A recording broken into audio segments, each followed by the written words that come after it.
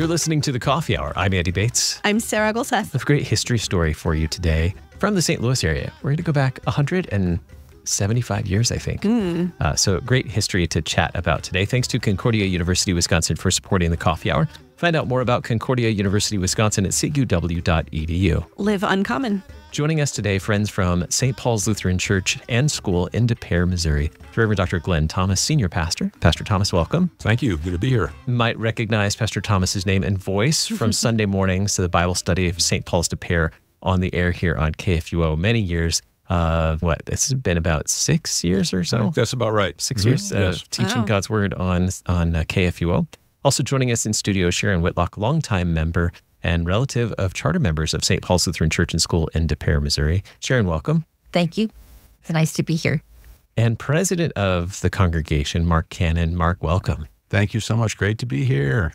We are glad to have you all here today and to learn about the history and the special anniversary you're celebrating this year as well. So let's go back 175 years, which no one in this room was around at that time. No. Everyone in here is too young to have been there for those charter days. But let's talk about what was going on in those early days that led to the formation of this congregation, the chartering of St. Paul's Lutheran Church and School in Des Peres. Right. Well, thanks, Andy. A group of immigrants, German immigrants in the area that we are in right now, and we're, for those that may not know and are familiar with the St. Louis area, we're very close to the intersection of I-270 and Manchester Road, specifically at Ballas and Manchester Road, which looked a lot different back 175 years ago. In fact, we've seen some old pictures and renderings of Manchester Road as just a two-lane dirt road. Yeah. And a lot of farms, a lot of nurseries in the area. In fact, that area was noted for a number of nurseries that would plant and harvest and so on. At any rate, these immigrants came together and formulated a congregation. There was not even a Lutheran Church Missouri Synod yet at that time. And so they built a very modest, and I've seen pictures or renderings of it, and I do mean modest, log cabin. I think it was about 16 by 20 foot, so very modest. And that served not only as a church for worship on Sundays, but on Monday through Friday served as a one-room schoolhouse as well. And so one thing that is significant about our history is that it has always been St. Paul's Lutheran Church and School. There was never a day where they existed apart from one another. And I say that historically because I believe to this day that there still is an incredible unity between our school and our church. One of the things that really impressed me when I first came to St. Paul's is you never heard people talking about them if they were talking about the school, or vice versa. It's always us. We're on this together. And I think the historical roots for that really helped pave that kind of thinking of our identity as that way, as being united together, not just separate entities. And then things grew, of course, through the years. We had a Lutheran orphanage established next to us, which was a very integral part of our history as well. And for those who may not realize it and are familiar with the St. Louis area, that orphanage building is now the city hall for the city of Des Peres. There was a huge fire there during its history, and it was sold in the 1960s and was then sold to the city of Des Peres. So even though it no longer is a Lutheran orphanage, we still look at it and see a lot of our history there as well. And of course, there were over the years various iterations of new churches. The first church, you can see the outline of that log cabin. It's right in the center of our cemetery, what now functions as our cemetery. Right in the center, if you go and look around, you'll see the four corners of where that 1849 structure stood at one time. And you'll see all the family names in our cemetery that go back all the way to that first church. So various iterations all the way up to a brick structure that was built in the 1920s, and then more recently what we call the 1938 church was built right after of course, worldwide depression. And I was just preached on Sunday about this a little bit, that the completion of that church was $55,000. That was the total cost. $42,000 for construction and $13,000 for furnishings. But of course, they did that they decided in 1937 to build that church right after a major worldwide depression. And so you see the commitment of faith that they had, in terms of God will provide for us, God will sustain us. And so we're, at this point, we'll maybe talk about this a little bit later, but launching into quite an expansion right now ourselves.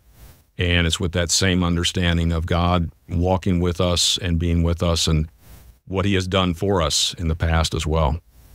That's really an incredible history. And I have to confess, I'm looking up Google Maps right now because you mentioned the City Hall building. And I don't know how many times I've been to St. Paul de Pere, and I've seen that building, and I've always kind of wondered what the connection is, because that City Hall building is so close to the church buildings there on the property. So that's really, that is cool history to know. And that orphanage was really a part of our history, integral. All the children who were in that orphanage would come over for Sunday school and church. They were counted in our Sunday school and our church.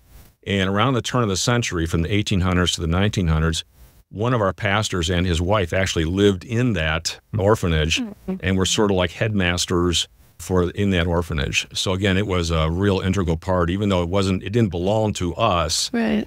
There was a separate Lutheran group, board that actually owned and operated it. But it's a very integral part of our history. That's so cool. I can remember as a child going out to the orphanage for the picnics and so forth, and it was just so exciting. And you'd see all the beds in the rooms, and you'd think, well, this looks really like fun because they have more people around them, and it was just, it was really interesting. It was really neat. It's been a long history of being there. Sharon, tell us more about your story. You have connections that go all the way back 175 years. You weren't around, but your relatives were. Tell us about that. Yes. My great-great-great-grandfather was on one of the first boards, and his name was, it was Dorothea Priest. I'm sorry. That was his wife, was my grandmother. And then George Henrik Rauscher was a second great-grandfather. And he was the first officer of the church. So it just keeps going back and back. It's really interesting. Obviously, I didn't know them, but I've heard about them, yes. So let's move forward a few years. Okay, a little more than a few years. What are your earliest memories of being at St. Paul's? Well, going to the orphanage and playing around. But then we moved out there when I was 16. My parents, we had lived in the city, and for health reasons, my father had to move us back out to the county. And so then we became active members of St. Paul's, probably in 1962.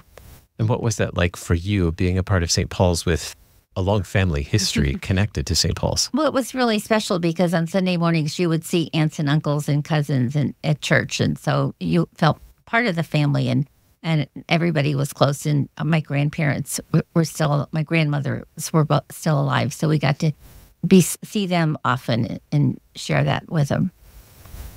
Pastor, let's go back to those founding members. What are the things that were important to them, to those founding members, that you'd see St. Paul's continuing in and persisting with throughout the years? We talked about the building in 1939 and continuing to grow and always having a school. What are the things that were important to those early founders that you still see throughout the history of St. Paul's? I think by and far the most important would be a biblical confessional, Lutheran confessional, both understanding and preaching and worshiping in that way, fleeing what would be called the Prussian Union back in Germany, that was trying to get everybody sort of into a least common denominator sort of understanding and belief and teaching, so that they could teach our understanding, the biblical understanding of, for example, the Lord's Supper, that it is really the body and blood of Christ together with the bread and the wine that we receive, not just a watered down, version of that. And so I think for them back at that time, that's really what brought them to where they settled. And we still obviously continue that today. That is still our understanding, has been over the last 175 years. And if there are 175 years left before Christ returns, I think it still will be our understanding and our teaching. And over the years, I've been very insistent that not only that be the way the worship is conducted, but also in the school, of course, that same teaching, biblical teaching, has remained the same through all of these years and continues even to this day, obviously. And to this day, to the extent that even today, the pastors actually teach the 8th grade religion, and it counts as their confirmation instruction too, and being insistent that remain the way it is. By and far the most important thing. Obviously, other things, the education of the children in the faith has always been and continues to be a large commitment, in terms of our church and the way we see our mission. And in especially the last 10 years, has been incredible to watch the way the school has brought many, many families into our realm and resulting in all kinds of baptisms and confirmations. It's just been amazing to witness. Now, Mark, we've heard a little bit about Pastor and Sharon's stories. We'll learn more after the break in just a minute or two. But Mark, what is your experience with the congregation? You're president now, but how long have you been at St. Paul? Do you have founding members somewhere hidden in your family? My wife and I came to the church when we got married, 25 years ago. When we came, it was the 150th anniversary of St. Paul's. And what's funny, and my good friend Nancy's here, with us from St. Paul's, sort of taking pictures. It's such a church family, and the friendships and fellowship. And, Pastor's talking about theology, and Sharon's talking about history. But for us, the friends we've made, and certainly the worship community, we sent 3 kids through the school. Our kids have all been baptized in the church. The oldest is 25. Our oldest is the year we joined St. Paul's. So that history for us as a family and the fellowship, and to see, like Pastor said, it's really thrived in that time. That corner, with what's happened in that area of St. Louis has helped people to come to our church and come to the faith. So my experience is more recent, and it's neat to see how much there's a community. And when I got there, I was young. I don't know if that's true anymore.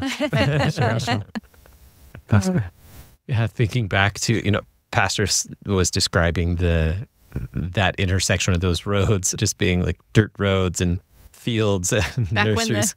when the county was country. I don't think anyone who is around the area now can even imagine that, just as busy as that intersection is. So certainly the community has changed over time. In a little bit, we're going to talk about how St. Paul's has continued to grow and serve in the community, to serve the community with God's word as the community has continued to grow and change as well. Before we do that, let's go ahead and take a quick break. When we come back from that break, we'll learn more about St. Paul's de Pere celebrating 175 years of God's blessings. You're listening to the Coffee Hour. I'm Andy Bates. I'm Sarah Gulseth.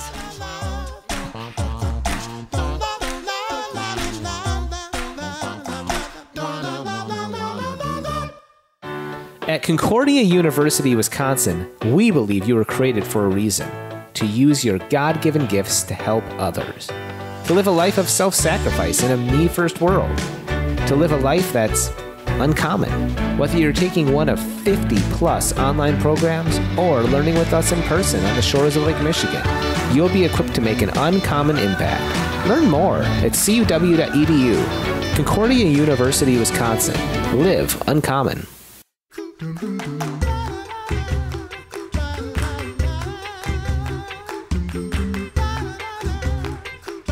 Welcome back to the Coffee Hour. I'm Andy Bates. I'm Sarah Gulseth. Today we're talking with friends from St. Paul's Lutheran Church and School in de Pere, Missouri, as they celebrate 175 years of God's blessings of this church and school. Talking with the Reverend Dr. Glen Thomas, who serves as senior pastor, Sharon Whitlock, longtime member of St. Paul's Lutheran Church and School, and Mark, or St. Mark Canon, president of St. Paul's Lutheran Church and School in de Pere. Before we go back a little bit more, before we go back to more of the history of the congregation, we talked about everybody else's history at St. Paul's except for yours, Pastor. How long have you been at St. Paul's de Pere? Well, on Monday, I celebrated my 10th year at St. Paul's, and actually I was here at the LCMS International Center for 7 years prior to that, and came in as associate pastor, and then for the last roughly 5 years, I've been the senior pastor. What would you say are the ways that the community has grown, the community has changed, and how does St. Paul's continue to be a part of that community? As we were talking about Manchester Road and being just a dirt road, and now it's a richer thoroughfare. Yeah. And lots of businesses and homes that are all around that congregation.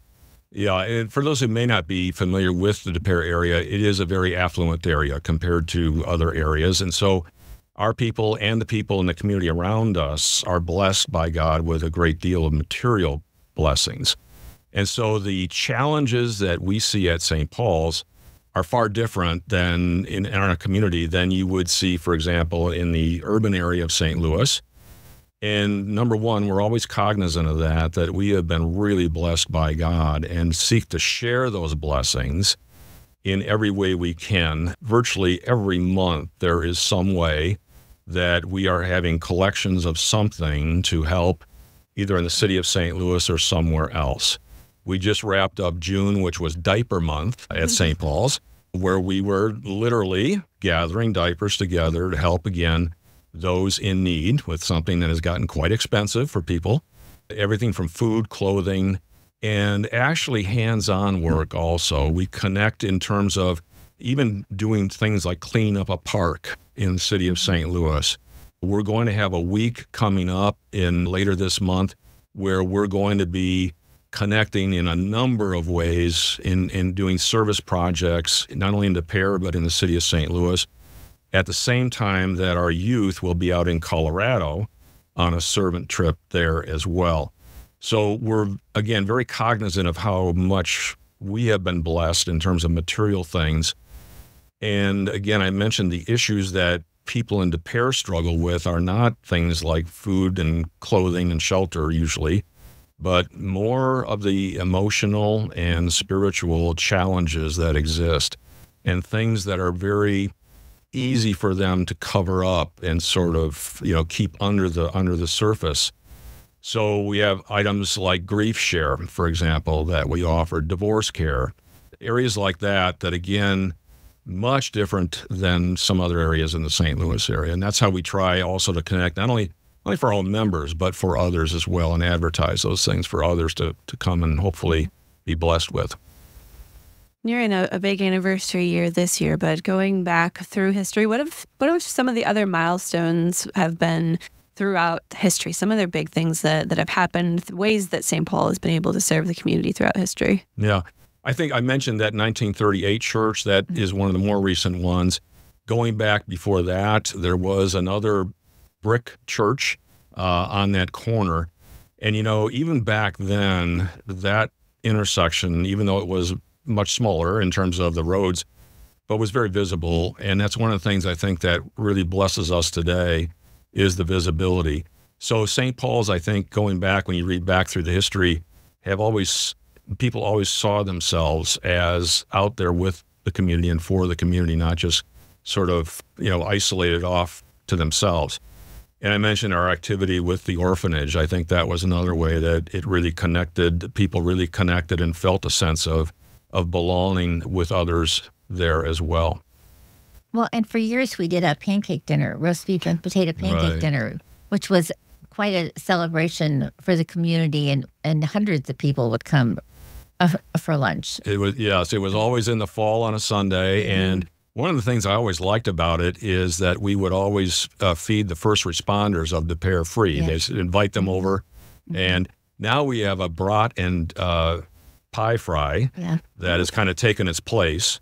And same thing, we had a whole bunch left over and we boxed it up and gave it to the first responders of De Pere. So that's ways that, in fact, when I'm out in the community, there have been times where I've been out in the community and people will ask, which church are you with? And I said, St. Paul's De Pere. And they said, oh, is that the church that had the brat and pie, or had the beef and potato pancake dinner? Yeah, that's the one.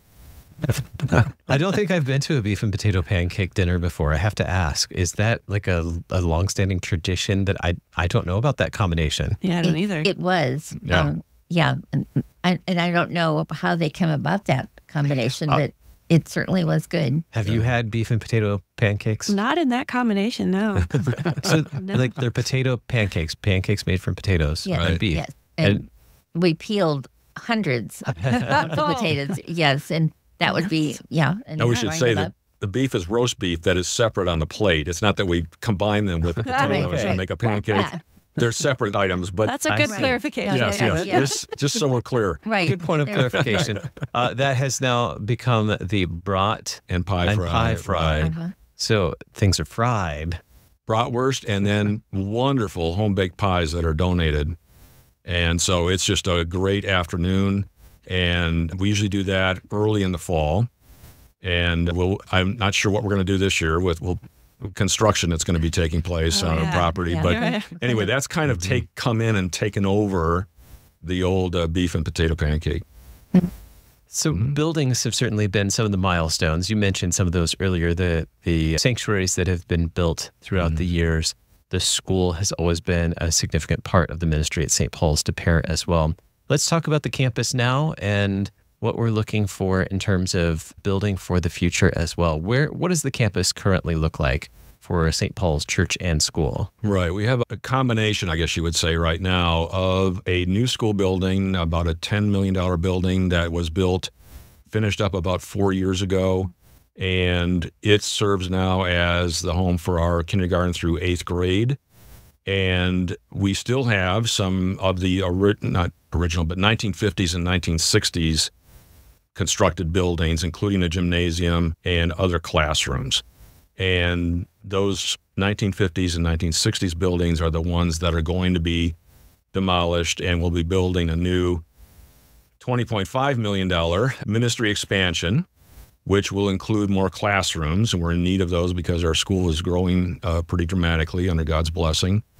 And then also a music suite that will be for choir and instruments, and additional worship space for, we have I hate to use the word contemporary because it's rather mild on the contemporary spectrum, but worship service called Living Stone. And that space will also double as a lunch area for our students, and also meeting space and even performance space at times there, and a brand new gymnasium that will be larger than the one we have right now, actually be high school size regulations. So that'll allow a lot of the community to come in. Actually, we're looking forward to the possibility of renting that out. And we wanted to make sure that you can have 2 basketball games going widthwise in that gym at the same time. So maybe hosting tournaments, not only Lutheran tournaments, but again, perhaps tournaments from the community coming in. So see that again as an outreach possibility to the community. And Mark, as president of the congregation, I'm sure you've been involved in this planning process. What does that process look like with the congregation, working out all of those different aspects of what the church needs, what that's going to look like, working through all of those things? Gosh. What has that been like for you? It's funny. It's such a team approach to everything that happens. Obviously, you see in these roles, God is in command. I've been involved in this whole time that Pastor Thomas has been with us, where we have a lot of voters meetings.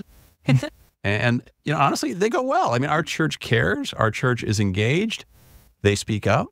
And like Sharon, they've been around, a lot of our members have been around and care about how it's going to look 75 years from now. And so as you see what's happened, my wife and daughter are both teachers in our school. There's this connection we have. But to see what's happened and God's done, it's been awesome. And again, to be at those voters meetings and to see the excitement. And then honestly, we're blessed to be able to do these things in that place where that corner, sort of the busy Interstate 270 is right there. It's a place for outreach. And when you do something like this, it has an effect for generations to come. How have you marked the 175 years of God's blessings? Recently you had a celebration, right? Yes. We had kicked it off in March, and with one particular Sunday, and we were blessed to have President Hagan from who is our president of our Missouri district of the Lutheran Church Missouri Synod, serve as preacher for that day. We also more recently had an old-fashioned church-wide picnic that took place right on our grounds and spilled over a little bit into the de Pere Park as well.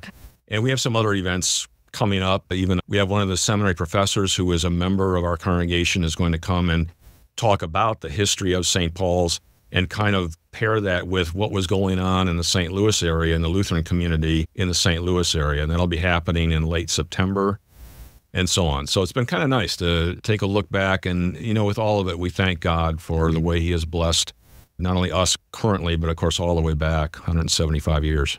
That is certainly a blessing to be able to stand here and say thanks to God for 175 years of his blessings in this ministry.